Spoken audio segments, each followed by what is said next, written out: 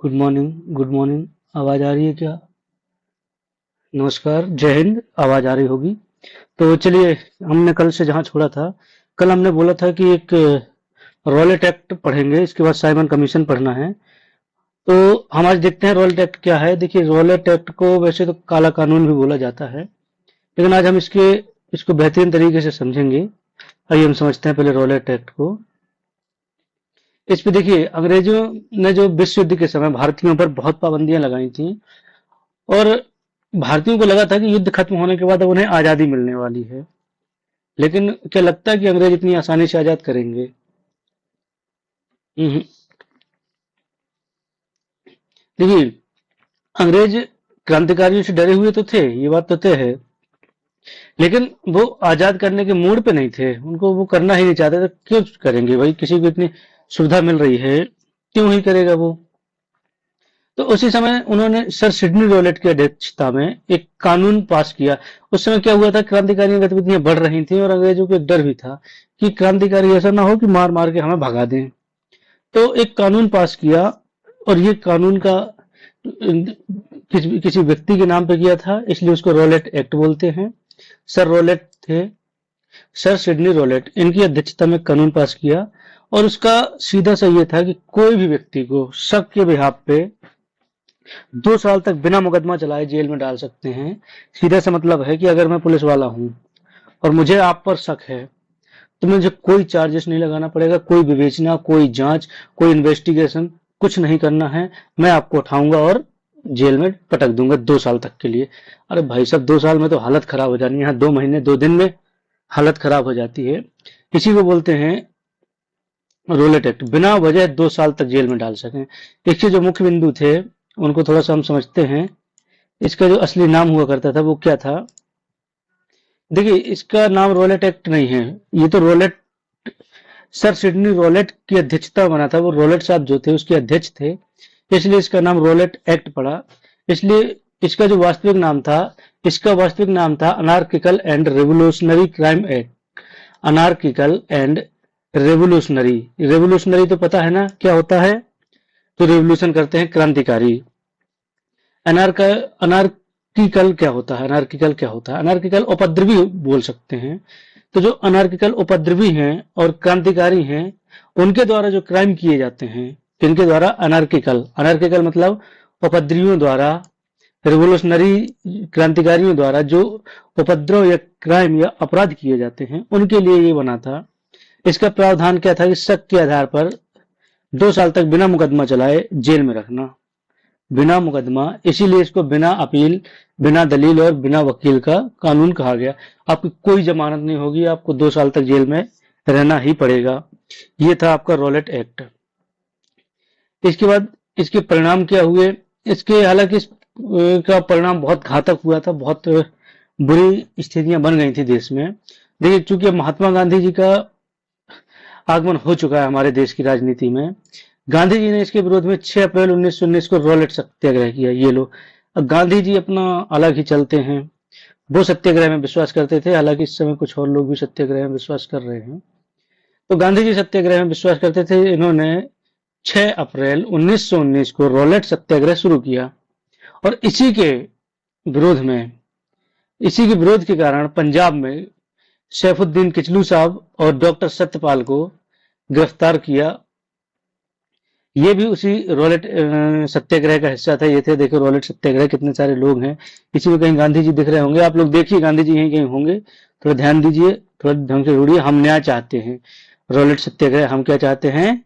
हम न्याय चाहते हैं। इसमें 2 व्यक्ति हुआ करते थे जो पंजाब के नेता हुआ करते थे, सैफुद्दीन किचलू और सत्यपाल। यहाँ कहीं पे होंगे, इनको आप ढूंढ सकते हैं। दोनों कहाँ भीड़ में घुसे? देखिए, यहाँ पीछे कहीं घुसे होंगे या आगे होंगे, कहीं ना कहीं होंगे दोनों। इन नेताओं को क्या किया? दोनों गिरफ्तार हुए, और इन्हीं के दोनों के विरोध में जब ये गिरफ्तार हुए तो इसका बहुत ज्यादा विरोध हुआ। इसी के विरोध में ही एक सभा हो रही थी, जो कहाँ हो रही थी? जलियांवाला बाग में, अमृतसर के जलियांवाला बाग में इसी रॉलेट एक्ट के ही खिलाफ एक सभा हो रही थी, जहां पे जलियांवाला बाग हत्याकांड हुआ, जो आज भी आपकी, हमारी सबकी आत्मा को झकझोर के रख देता है। मैं आपको एक फोटो दिखाता हूं, इस पे आप समझिए ये एक तस्वीर है उस समय की लगभग की, हालांकि ये वास्तविक नहीं है, एआई जनरेटेड तस्वीर है। ये स्क्रिप्ट से बनाई हुई तस्वीर है, लेकिन ये काल्पनिक तस्वीर है। लेकिन सोचिए, अब जरा इस तस्वीर को ध्यान से देखिए, ये पुलिस वाले यहाँ खड़े हुए हैं या अंग्रेज सिपाही यहाँ खड़े हुए हैं, देखिए कैसा आदमी मरा पड़ा है। अब खून देखिए, कहीं भी खून पड़ा है, गोलियों के निशान देखिए, हर दीवार, कोई दीवार की ऐसी जगह नहीं है आज जलियांवाले बाग की कि जहां गोली का, कहाँ गोली के निशान ना हो। कितना हजारों आदमी मरा था। हालांकि उन्होंने बोला था कि इसके लिए हम एक एक्ट भी लेके आएंगे, उसी को बोला गया था साइमन आयोग। कुछ नहीं हुआ, इसकी जांच करेंगे 10 साल में, हालांकि 7 साल में कल आ गया वो। कुछ नहीं हुआ था, इसका कुछ भी नहीं हुआ था। उन्होंने दिखा दिया कि 200-250 आदमी मरे, लेकिन इतना भयानक था ये, इतना भयानक कि सोच कर रूह कांप जाती है। अगर आप जलियांवाले बाग को पढ़िएगा ढंग से, आपकी रूह कांप जाएगी। तो ये इसी के विरोध में हुआ था, रोलेट एक्ट के विरोध में, उसी में जलियांवाला बाग हुआ था। अब इसके इसके बाद पढ़ते हैं हम साइमन आयोग, और ये इसी की जांच की। ये रोलेट एक्ट जो आया था, या 1919 का जो एक्ट आया था, उस पे क्या बोलते हैं, 1919 का जो भारत शासन अधिनियम था, उसके लिए या इसके लिए 1901 बोला, लिखा गया था 1919 के एक्ट में कि 10 साल बाद इसकी जांच के लिए एक आयोग आएगा कि यहाँ शासन कैसा चल रहा है। हालांकि ये 2 साल पहले आ गया 1927 में, और इसका नाम रखा गया साइमन आयोग। क्या रखा गया? साइमन आयोग। ये 1919 के एक्ट की जांच के लिए आया था। जब यह 1928 में भारत पहुंचा तो पूरे देश में गो बैक साइमन के नारे लगे। क्या बोला? साइमन आयोग। और साइमन आयोग का नाम साइमन आयोग क्यों है, इसको भी हम अभी थोड़ा सा देख लेते हैं तुरंत के तुरंत। ये देखिए साइमन कमीशन, ये देखो लगा रहे हैं, काला झंडा दिखा रहे हैं, बोले गो साइमन गो, बोले भग जाओ इधर से, तुम्हारे यहाँ हमारे अंगने में तुम्हारा क्या काम है। तो साइमन गो बैक के नारे लगे थे जब साइमन आयोग भारत आया था। आखिर ये साइमन आयोग क्या है और इसका नाम साइमन आयोग ही क्यों पड़ा, इसको हम थोड़ा सा देखते हैं। और इसमें क्या था, मुख्य बिंदु क्या थे। ये कोई बढ़िया से व्यक्ति दिख रहे हैं, अगर आप इनको जानते हो। फिर मेरी तो इनसे जान पहचान काफी पुरानी है, मिलते रहते थे साथ वाले। आपके समय का नहीं है, हमारे समय के व्यक्ति थे, लाला लाजपत राय साहब थे। और ये व्यक्ति हमेशा हमारे दिलों में जिंदा रहेंगे, हमेशा। ये एक बहुत बढ़िया क्रांतिकारी थे। इसकी देखिए साइमन आयोग के मुख्य बिंदु हम समझते हैं। नवंबर 1927, तब नवंबर 1927, 3 फरवरी 1928 को बंबई आ गया था। तो का ये पैदल चल के आया होगा का वहां से? नवंबर में ये अमे उससे चला ब्रिटेन से, और फरवरी में बंबई आ रहा है, तो का पैदल जा रहे भाई, उसमें आया होगा जहाज वहाज में। लेकिन ये कैसे आया होगा, क्या है विरोध का कारण, देखते हैं। चलिए अभी उसको भी समझाते हैं। इसमें कुल 7 सदस्य थे। कितने सदस्य थे साइमन आयोग में? कमीशन था, एक समिति गठित की गई थी, और कुछ नहीं था। इसमें कुल 7 व्यक्ति हुआ करते थे, और सबके सब सफेद थे, सबके सब अंग्रेज थे।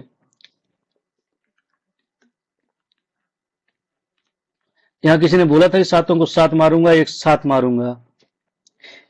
सबके सब सफेद थे, इसलिए इसको श्वेत आयोग कहा गया। क्या कहा गया? श्वेत आयोग, व्हाइट मेंस कमीशन। कोई भारतीय नहीं था इस आयोग में।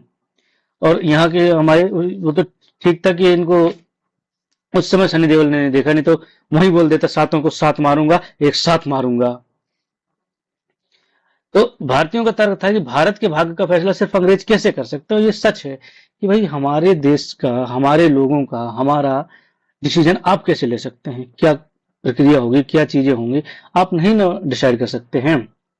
तो लाला लाजपत राय साहब जो थे, लाहौर में विरोध प्रदर्शन कर रहे थे इसी में, कहा, इसी साइमन आयोग के उसमें, बिहार में, इसमें लाहौर में विरोध प्रदर्शन कर रहे थे। हालांकि अब तो लाहौर बेटे के हाथ में है, अपने पाकिस्तान के पास है, तो ठीक है, अपना ही हिस्सा है, अपने बच्चों को ऐसे नहीं बोलते हैं, उसके पास है। तो वहां पे लाला लाजपत राय साहब, हो सकता है पाकिस्तान में इनके इतिहास पढ़ाया जाता हो या ना पढ़ाया जाता हो, लेकिन हमें तो पढ़ना है। लाहौर में ये प्रदर्शन कर रहे थे, विरोध प्रदर्शन कर रहे थे, उसी समय लाठीचार्ज हुआ था, और ये गंभीर रूप से घायल हो गए थे। बाद में हालांकि इनकी मृत्यु भी हो गई थी। अब इसमें क्या था, इसने किस चीज की सिफारिश की थी साइमन आयोग ने? इसने प्रांतों में द्वैध शासन खत्म करने और संघीय सरकार की बनाने की बात कही थी। देखिए जो प्रांत थे, बम्बई प्रांत, बिहार प्रांत, और मद्रास, बॉम्बे, पंजाब, इनमें द्वैध शासन खत्म कर दिया था, बोले द्वैध शासन यहाँ नहीं रहेगा और एक सेंट्रल गवर्नमेंट बनेगी, संघीय सरकार की बात हुई थी। और देखिए इसकी के समय जब बात नहीं बनी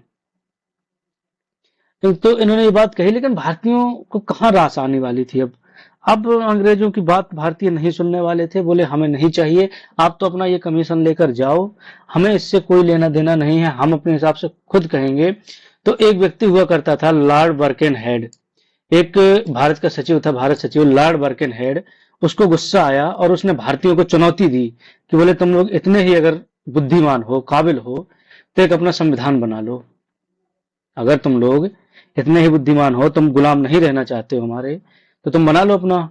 और वही उसी का जो चुनौती एक्सेप्ट करने के लिए हमारे जो मोतीलाल नेहरू साहब थे, वो लेकर आए थे नेहरू रिपोर्ट। क्या लेकर आए थे? ये नेहरू रिपोर्ट एक संविधान था जो बर्केनहेड ने बोला था कि तुम लोग अगर इतने बुद्धिमान हो तो क्या करो, अपनी एक संविधान बना लो। और ये मोतीलाल नेहरू जी को बहुत बहुत धन्यवाद देना चाहिए हमें कि इन्होंने भारत में पहली बार संविधान जैसी अब एक नेहरू रिपोर्ट पेश की, जो संविधान जैसा ही था। नेहरू रिपोर्ट में क्या क्या था वो भी थोड़ा सा हम देख लेंगे, जिसमें सभी, देखिए उसमें यह भी कहा था कि तुम ऐसा संविधान बनाकर दिखाओ जिसमें सभी भारतीय दल सहमत हों, क्योंकि उन्होंने सांप्रदायिक निर्वाचन कर दिया था अलग, इन्होंने दलितों के लिए अलग निर्वाचन, जातिवाद अलग फैला दिया था, भारत में बहुत बुरी स्थिति कर दी थी।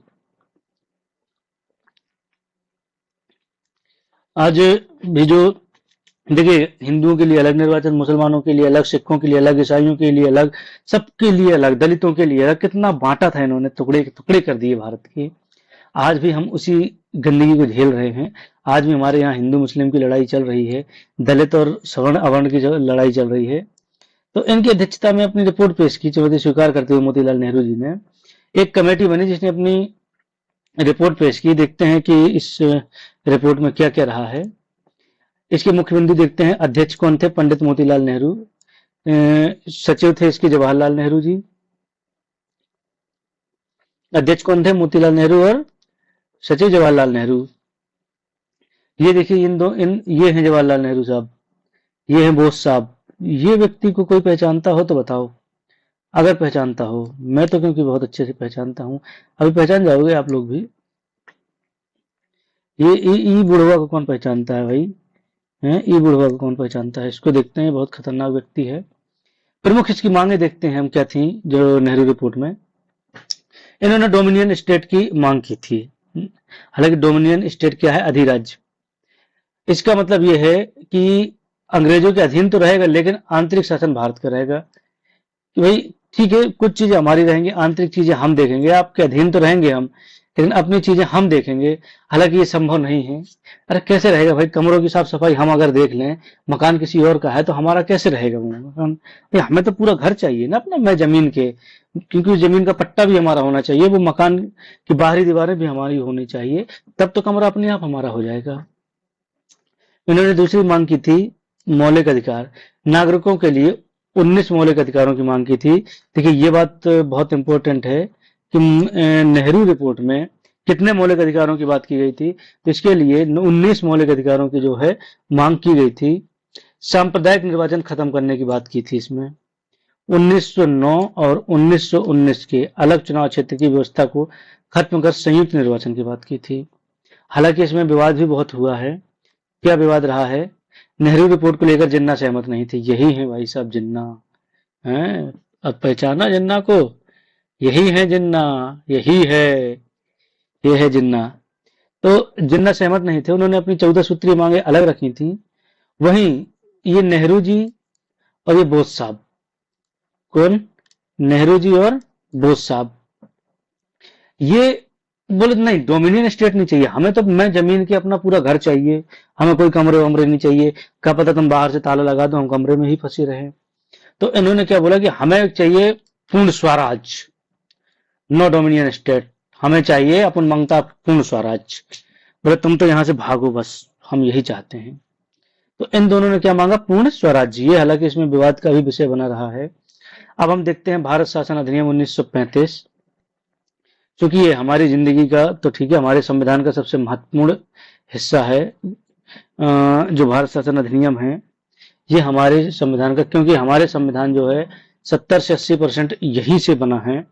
ये भारत शासन अधिनियम 1935 हमारे जो संविधान का एक ड्राफ्ट मान लीजिए, ये बहुत इंपॉर्टेंट हिस्सा है। तो इसमें हम पढ़ते हैं सबसे पहले तो गोलमेज सम्मेलन। गोलमेज सम्मेलन एक्चुअली क्या था, चलिए गोलमेज सम्मेलन देखते हैं। यहां से हम निकालते हैं एक शेप, ये शेप निकालते हैं। अभी रुकिए रुकिए, एक नई वो लेते हैं, पेज लेते हैं नया, यहां बनाते हैं हम गोलमेज। ऑडियो एप्लीकेशन शेप कहाँ है, ये शेप है, लाल रंग का लेते हैं। बहुत बढ़िया, ये क्या बात है, थोड़ा सा ये कर दे। ये क्या हो गई, एक टेबल, इस पे लगा देते हैं हम 4 पैर। उसके पैर कैसे लगाऊं मैं,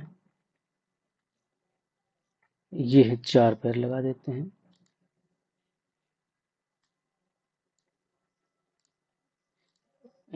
ये एक पैर,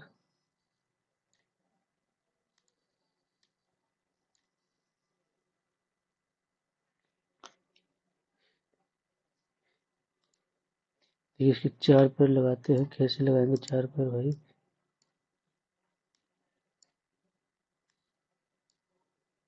ये एक पैर, ये 2 पैर, ये 2 पैर हो गए इसके, ये यहाँ पे 3 पैर। हालांकि ये पीछे जाएगा पैर इसका, ये ऐसा हो जाएगा, ठीक है 4 पैर, ठीक है 2 ही पैर देखेंगे। ये हो गया गोलमेज सम्मेलन, ये हो गई गोल टेबल, एक मेज हो गई। इसके चारों तरफ ये समझिए कि ये व्यक्ति बैठे हुए हैं, एक बैठे हैं, ठीक है, ये चारों तरफ इसके लोग बैठे हुए हैं, ये गोलमेज समझाते हैं।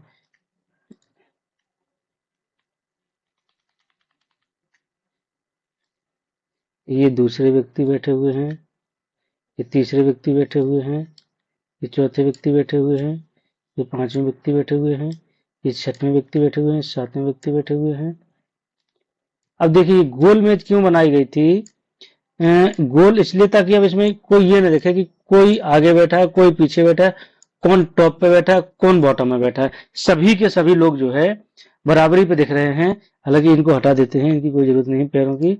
ये और ये गोल मेज का जो है राउंड टेबल का कॉन्सेप्ट ही इसीलिए लाए थे कि किसी को ये ना लगे कि हमारी स्थिति जो है खराब है या उनकी स्थिति ज्यादा अच्छी है। ये सिर्फ इसीलिए गोल मेज का कॉन्सेप्ट लाया गया था कि किसी को ये ना लगे कि हम छोटे हैं और ये बड़े हैं। ये सभी की जो है, सभी का जो एरिया था वो सबका एरिया क्या था, डिसाइड था। सब अपनी जगह पे बराबरी पे बैठे हुए हैं, कोई नहीं है। कौन है यहाँ पे बॉस, लग रहा है कोई बॉस, कोई बॉस नहीं लग रहा। ये है, इसको क्या कहते हैं, गोल मेज। ये है गोल मेज। तो ये गोल मेज का कॉन्सेप्ट यहां से आया। अब देखते हैं गोल, सबने अवज्ञा आंदोलन, जब साइमन कमीशन का विरोध हुआ और भारत में सबने अवज्ञा, गांधी जी ने चलाया था, सबने अवज्ञा का शुरू हुआ, तो अंग्रेजों को समझ में आ गया कि अब भारतीयों को नजरअंदाज नहीं किया जा सकता। उन्होंने लंदन चर्चा के लिए गोल मेज सजाई, वही गोल मेज है। इसे गोल मेज ये इसलिए कहा गया क्योंकि किसी को यह महसूस न करे कोई कि कोई बड़ा है और कोई छोटा। अंग्रेजों ने बोला कि देखिए हमारे यहाँ बहुत बड़ा समानता का अधिकार है, हम सब बराबरी से देखते हैं सभी को।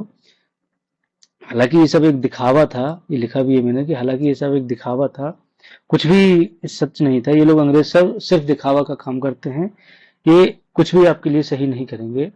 हमें उससे ज्यादा मतलब न रखते हुए हम देखते हैं कि प्रथम गोलमेज सम्मेलन में क्या हुआ था और ये कब हुआ था, इसमें क्या क्या चीजें थी। तो क्या हुआ इसमें, मुस्लिम लीग, हिंदू महासभा और रजवाड़ों ने भाग लिया। किसने किसने इसमें भाग लिया था, हिंदू महासभा, किसने किसने भाग लिया था इसमें, इसमें लिया था मुस्लिम लीग ने, हिंदू महासभा ने और रजवाड़ों ने। जो हमारे देश की जो छोटे राजा महाराजा थे उन्होंने इसमें भाग लिया था। थे ना राजा अलग, फिर राजा महाराजा अलग ही थे उस समय, अपने अपने राज्य भी चलते थे। अभी पूरी तरीके से राज्य खत्म कहाँ हुए हैं, भारत में थोड़ी विलय हुआ है भाई। तो रजवाड़े अलग थे। कांग्रेस ने हालांकि इसका बहिष्कार किया था, इसलिए ये सम्मेलन बिना किसी बड़े नतीजे के खत्म हो गया, और ये बिना दूल्हा जैसी शादी रह गई। ये एक ऐसी शादी थी जिसमें दूल्हा ही नहीं था।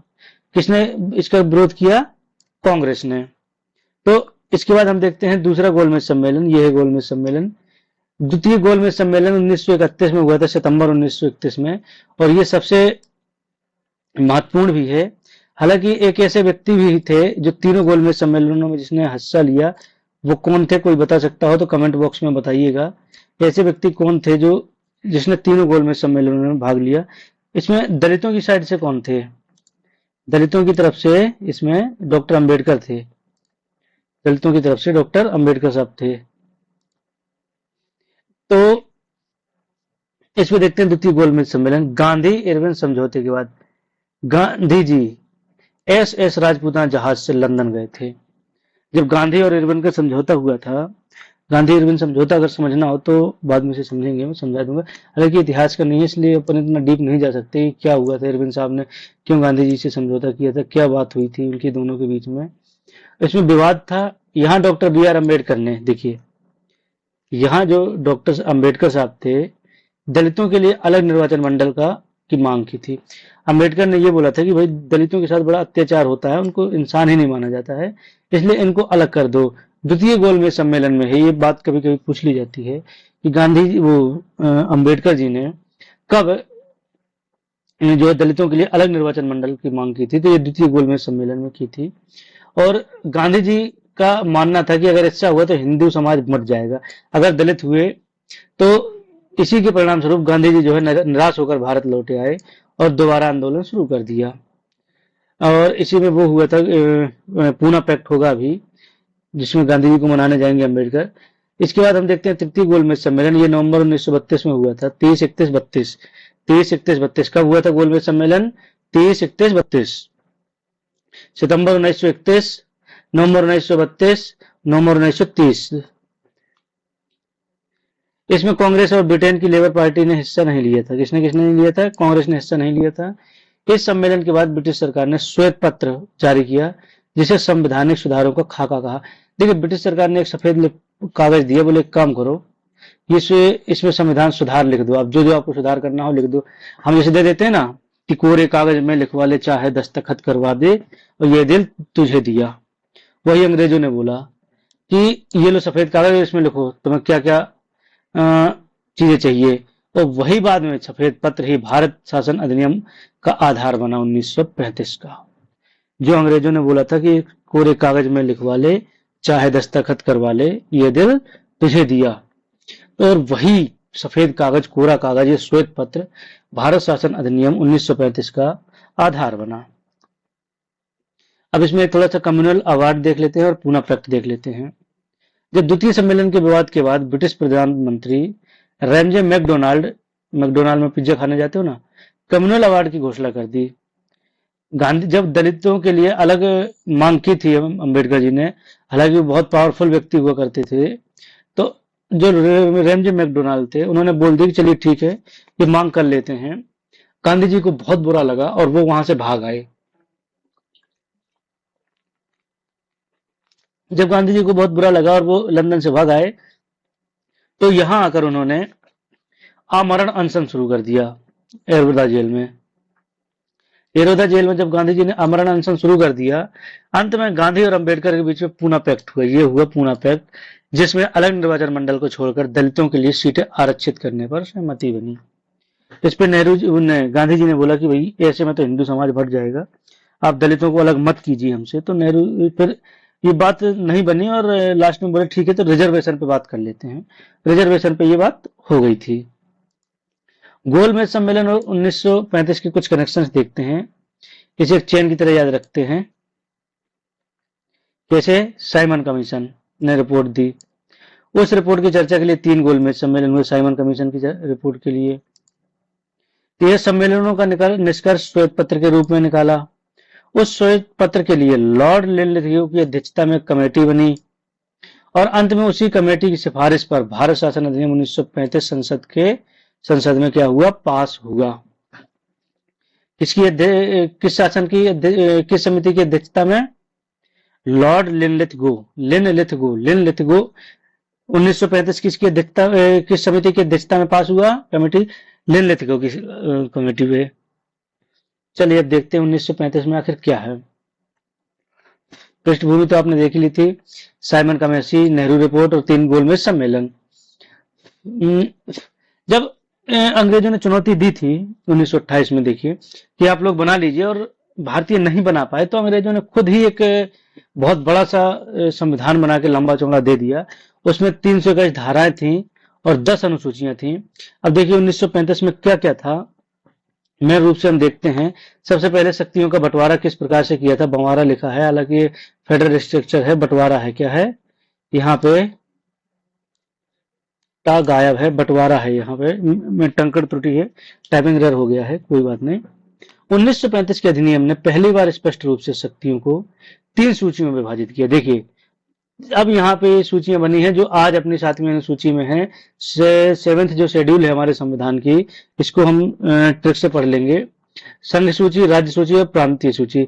संघीय सूची में उस समय 59 विषय हुआ करते थे, जैसे सेना, मुद्रा, जनगणना। प्रांतीय जो सूची में थे उसमें 54 विषय थे, पुलिस, शिक्षा, प्रांतीय लोक सेवा। समवर्ती सूची थी जिसमें 36 विषय थे, दंड, विधि, विवाह, तलाक। और सबसे इंपॉर्टेंट जो अपशिष्ट शक्तियां थी, वो शक्तियां जो इन तीनों में, वो विषय जो इन तीनों सूचियों में नहीं थे, वो उसकी पावर सीधे वायसराय के पास थी। आज ये संसद के पास है। 3 सूचियां हैं, संघ सूची, राज्य सूची और समवर्ती सूची। इसके अलावा अगर कोई चीज है तो वो हमारी संसद के पास है। अब हम देखते हैं इसकी अगली चीज, प्रांतीय स्वायत्तता। प्रांतीय स्वायत्तता क्या है? प्रांतीय स्वायत्तता का अर्थ है जो, इसमें छात्र यहाँ उलझ जाते हैं, अक्सर छात्र यहाँ उलझ जाते हैं। इसका मतलब था कि, अब ये लिख दिया है मैंने, हालांकि ये लिखना टाइप नहीं करना था। इसका मतलब था कि अब प्रांतों में द्वैध शासन पूरी तरह खत्म हो गया है, प्रांतों में। लेकिन अभी देखिए प्रांतों में खत्म किया है, केंद्र में चालू कर देंगे। अरे भाई कुछ करोगे भी या नहीं? अब मंत्रियों को आरक्षित और हस्तांतरित के चक्कर में नहीं पड़ना है, सब कुछ आपके हाथ में है, जो करना है वो करिए। द्वैध शासन खत्म हो गया प्रांतों से। इसका मतलब सीधा सा ये है प्रांतीय स्वायत्तता का, कि प्रांतों से द्वैध शासन को खत्म कर लिया गया है। गवर्नर को अब मंत्रियों की सलाह पर काम करना अनिवार्य कर दिया। हालांकि कुछ विवेकाधीन शक्तियां अभी भी थी। देखिए ये इंपॉर्टेंट, देखिए 1937 में जब पहली बार चुनाव हुए तो कांग्रेस ने कई प्रांतों में सरकारें बनाई। अभी 1937 का चुनाव हम पढ़ेंगे, बड़ा मजेदार चुनाव हुआ था ये पहली बार था जब भारतीयों ने शासन का असली मजा चखा। ये चुनाव हुआ था जब भारतीयों ने पहली बार चुनाव जीते। वाह, मैं मंत्री महोदय, श्री श्री 1008 श्री भल्लाल देव, इस प्रकार मंत्री बने थे। हालांकि 11 प्रांतों में चुनाव हुए थे, जिसमें से 5 में इनका शासन हुआ था, कांग्रेस ने जीती थी भारी बहुमत से, और लगभग बहुत अच्छे मतों से जीते थे। 6 प्रांतों में लगभग सरकार बनाई थी कांग्रेस ने अपनी, 5 में तो पूर्ण बहुमत से जीते थे, और एक में गठबंधन की सरकार थी, और 1585 सीटों में से 711 सीटें जीती थी। बहुत बड़ा अच्छा रिस्पांस मिला था उस समय कांग्रेस को। हालांकि आज तो कांग्रेस की स्थिति बड़ी खराब है, भाजपा ले गई सब कुछ। तो केंद्रों में द्वैध शासन चालू कर दिया, प्रांतों से द्वैध शासन हटाया और कहां चालू कर दिया? केंद्र में। केंद्र में द्वैध शासन चालू कर दिया।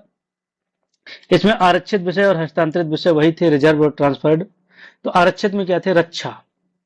अरे भाई जब बाहर का, आप वही बताया ना मैंने कि मेन गेट का ताला लगा दो, कमरों के ताले लगाने की कोई जरूरत ही नहीं है।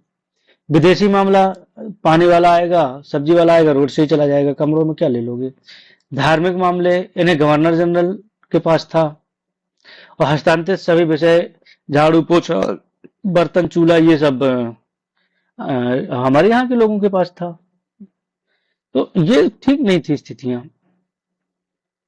सांप्रदायिक प्रतिनिधित्व का विस्तार, 1919 में जो बीज बोया गया था, 1935 में और जहरीला बना दिया। देखिए उस सांप्रदायिक निर्वाचन को और बुरा बना दिया था। इसमें दलितों और महिलाओं और श्रमिकों के लिए भी अलग से निर्वाचन मंडल बना दिया। अंग्रेजों की नीति थी बांटो और राज करो की नीति, चरम था ये, बस अब लास्ट ही है। हालांकि आज भी ये इस चीज का पालन हो रहा है। इन्होंने इतना मानसिक रूप से गुलाम बना दिया है हम आपको, इतना गुलाम बना दिया कि हम उस चीज से बाहर निकल ही नहीं पा रहे हैं। द्विसदनीय व्यवस्था, देखिए पहली बार यहाँ पे द्विसदनीय व्यवस्था हुई है, हालांकि केंद्र में तो पहले से थी, प्रांतों में भी कर दिया है। 1935 के एक्ट ने 11 में से 6 प्रांतों में भी द्विसदन, पहली विधान परिषद और दूसरी विधानसभा शुरू कर दिया। ये प्रांत कहाँ कौन कौन थे? बंगाल, बॉम्बे, मद्रास, बिहार, यूपी संयुक्त प्रांत और असम। यहाँ पे द्विसदनीय व्यवस्था हो गई। हालांकि केंद्र में तो थी, राज्यों में भी द्विसदनीय विधान, केंद्रीय विधान परिषद और विधानसभा। अगला न्यायपालिका और अन्य संस्थाएं। फेडरल कोर्ट, संघीय न्यायालय की स्थापना 1935 में हुई। संघीय न्यायालय ये पूछा जाता है। 1937 में स्थापित। हालांकि 1935 का कानून है, 1935 का अधिनियम है, 1936 में ये लागू हुआ था और 1937 में संघीय न्यायालय की स्थापना हुई, जिसे हम अभी सुप्रीम कोर्ट मानते हैं। इसके पहले जो मुख्य न्यायाधीश हुआ करते थे वो मॉरिस गोयर थे। याद रखें कि ये अंतिम अदालत नहीं थी, इसके खिलाफ अगर अपील करनी है तो वो लंदन के प्रीवी काउंसिल में ही होती थी। आरबीआई की स्थापना भी यहीं से हिल्टन यंग कमीशन की सिफारिश पर 1935 में इसकी जो स्थापना हुई। अब इसकी कुछ विशेष कोट्स पढ़ते हैं। देखिए किसने क्या कहा, ये बड़ा इंपॉर्टेंट है। नेहरू जी ने इसको बोला था कि ये गुलामी का नया चार्टर है। जवाहरलाल नेहरू जी ने बोला ये गुलामी का नया चार्टर है। पंडित मदन मोहन मालवीय ने बोला यह अधिनियम बाहर से लोकतांत्रिक दिखाता है लेकिन अंदर से खोखला है। यह बाहर से तो लोकतांत्रिक है लेकिन अंदर से पूरी तरीके से खोखला है। सी राजगोपालाचारी जी ने बोला था कि यह द्वैध शासन से भी बुरा है। तो ये कुछ विशेष कोट्स याद रखने होंगे कि किन किन लोगों ने इसकी आलोचना की थी। आलोचनाएं हैं, विशेष कथन हैं। तो आज हमने क्या क्या देखा, एक बार इसको शुरू से देख लेते हैं।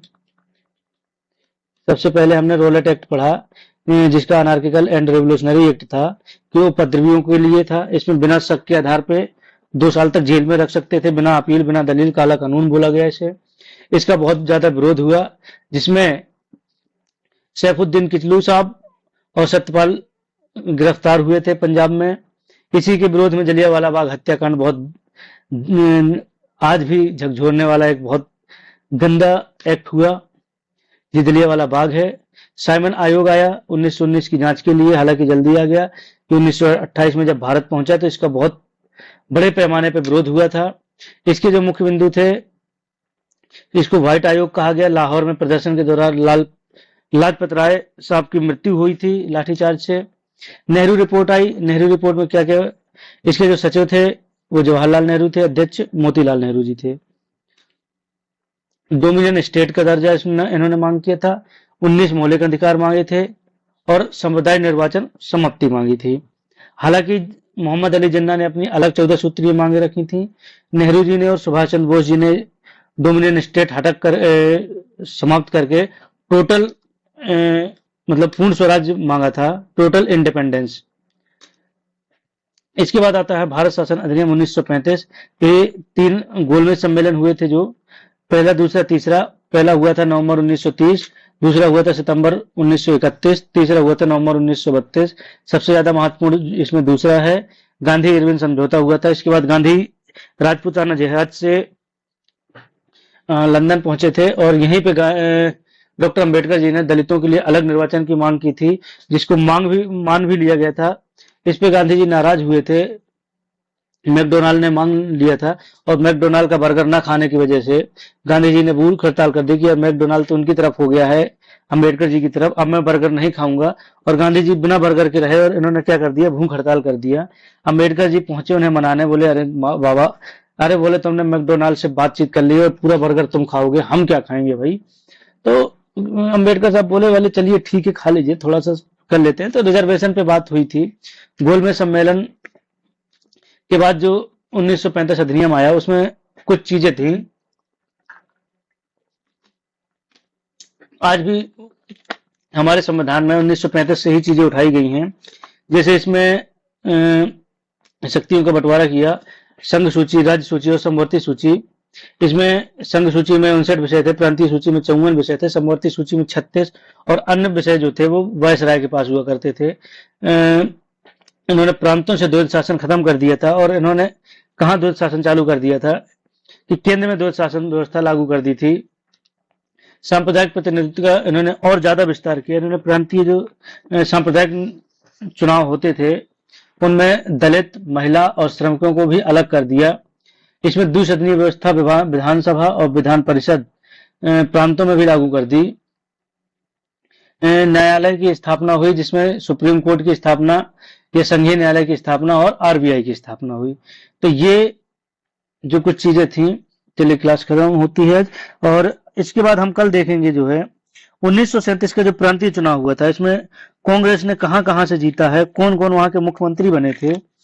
इसके बाद आता है अगस्त 1940, अगस्त प्रस्ताव। इसके बाद कल हम अगली क्लास में हम देखेंगे क्रिप्स मिशन, और क्रिप्स मिशन के बाद हम चार्ल्स बेबल योजना देखेंगे। बेबल योजना के बाद देखेंगे कैबिनेट मिशन 1946। थोड़ा सिंपल समझौता भी यहीं पे हुआ था 1945 में अबुल कलाम आजाद साहब के साथ में। इसके बाद कल अगली क्लास में ही शायद हम अंतरिम सरकार का गठन कर लेंगे, क्या कैसा हुआ था। और इसके बाद अंतरिम सरकार हम गठन करके भारतीय स्वतंत्रता अधिनियम 1947 पढ़ लेंगे। इसके और भी बहुत सारी चीजें देखेंगे। फिर देखते हैं अंतिम सरकार के बाद हम संविधान, एक क्लास और बची है, फिर इसके बाद हम संविधान का अपना निर्माण करेंगे और उसमें हम आपको ट्रकें भारत मूल देंगे। अभी मैं प्रैक्टिस सेट शुरू करने वाला हूं, तो जो टीचर की तैयारी कर रहे हों उनके लिए विज्ञान विषय और हिंदी विषय वर्ग 2, एमपी-टेट, सीडीपी, चाइल्ड डेवलपमेंट के जो प्रैक्टिस सेट्स हैं वो आ रहे हैं। तो मैं विज्ञान विषय के और हिंदी विषय और एक विषय के लेकर आ रहा हूँ। उस पर हम सीडीपी और भी जो चीजें हैं, इंपॉर्टेंट चीजें, बढ़िया ओल्ड प्रीवियस ईयर क्वेश्चंस देखेंगे, उनके बारे में विस्तार से अच्छे से थोड़ा सा समझेंगे। तो आज की क्लास यहीं खत्म करते हैं। धन्यवाद, नमस्कार, जय हिंद।